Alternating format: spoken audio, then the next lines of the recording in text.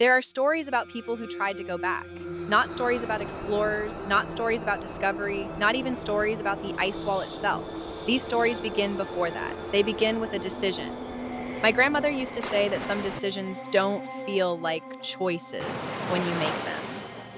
They feel like something you already agreed to, she told me once, watching the fire instead of me. At the time, you think you're choosing.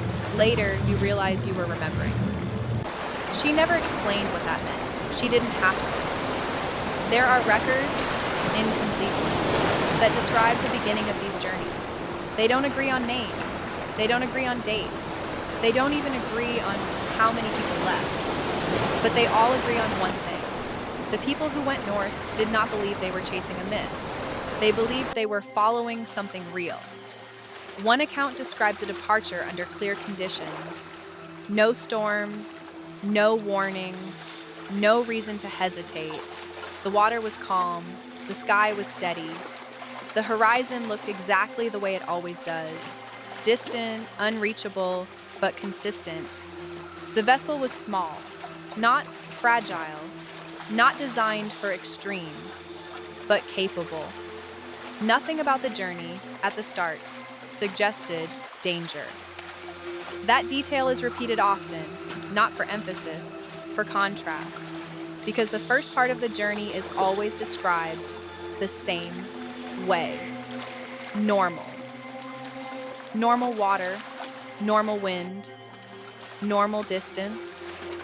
Nothing unusual, nothing memorable, nothing that would suggest the world beyond that horizon behaves any differently. It is only later that the descriptions begin to change. Not all at once, not dramatically, gradually. The water changes first, not in color, not immediately, in behavior.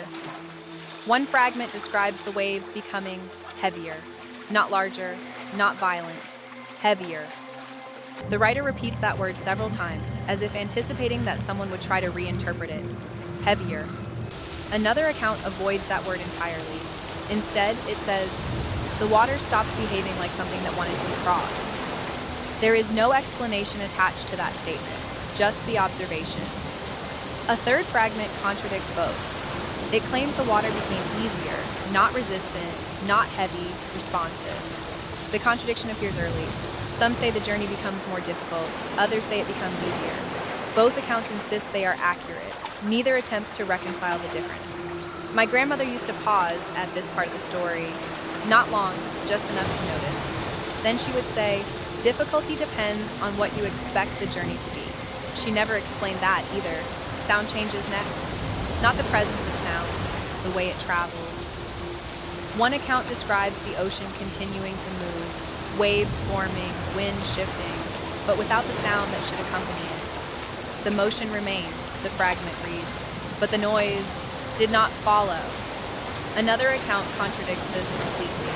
It says the sound became louder, not in volume, in clarity. Every movement became precise, defined, impossible to ignore. These accounts do not align, but they overlap in one detail. At a certain point, sound begins to feel deliberate, not absent, not louder, directed, as if it is being allowed. The sky is described next. There are no dramatic changes, no unnatural colors, no sudden darkness. Instead, the descriptions become less certain. One fragment describes the sky as unfinished. Another calls it present, but not settled. A third says, it remained correct, but it no longer felt true. That distinction is not clarified. The horizon becomes difficult to measure. Not visually, the line between water and sky remains intact. But distance stops behaving the way it should.